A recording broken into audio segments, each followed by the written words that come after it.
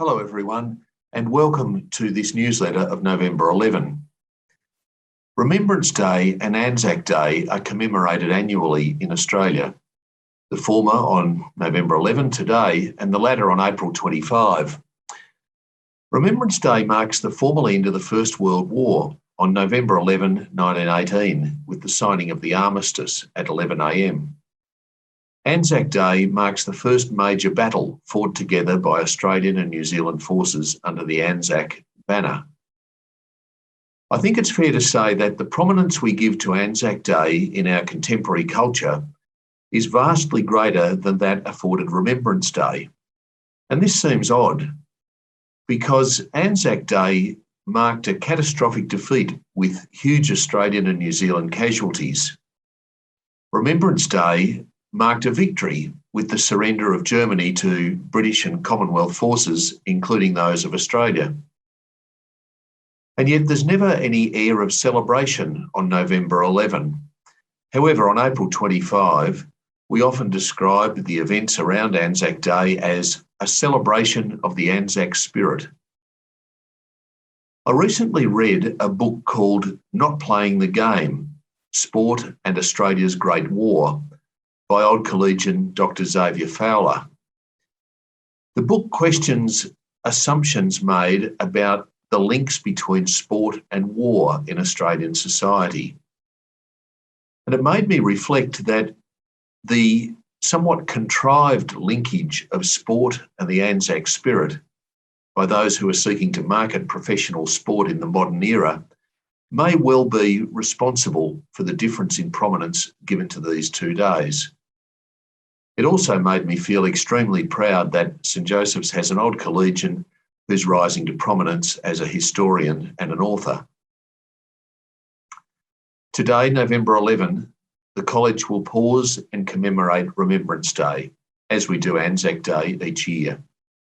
We remember with gratitude all those who serve and served their country in the armed forces and those who paid the ultimate price, lest we forget. Recently, our students participated in a survey called the Adolescent Men's Project.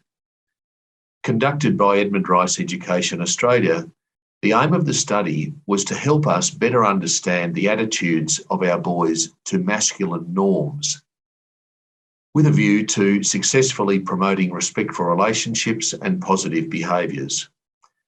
The study investigated the social messages that adolescent boys are receiving about what it means to be a man, and their degree of personal endorsement of these messages.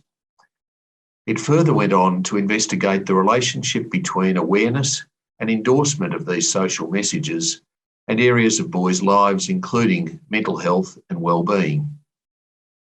We hope that the findings will help us assist our boys to avoid narrow and restrictive male stereotypes and create a culture where warmth, tenderness, vulnerability, empathy, and compassion are the norm.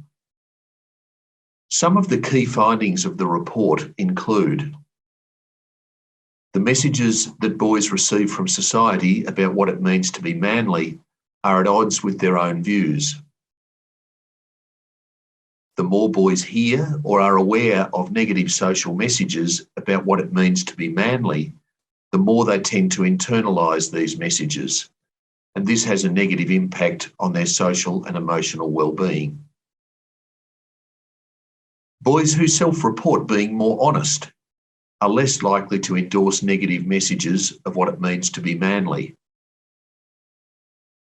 Younger students who self-report high physical abilities appear to be more likely to endorse social messages on what it means to be manly. Significantly, older students did not show this same thing. And finally, the most significant influence on the core value system of young men is their father or male role model, and this influence acts as a deeply held internal guide on how they should behave.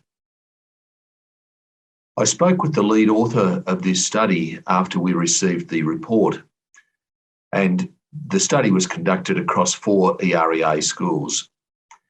He told me that the St Joseph students really stood out in terms of their understanding of and ability to articulate matters relating to gender issues, sexuality, safety, and respectful relationships.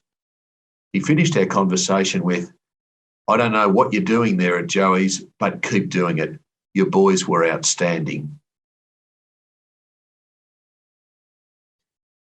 And my final message for today, at long last, we're able to hold many of the gatherings and events that have not been possible due to COVID restrictions. And I really hope you get the chance to be involved in some of them. This week, most of our Year 12 VCE students will finish their exams.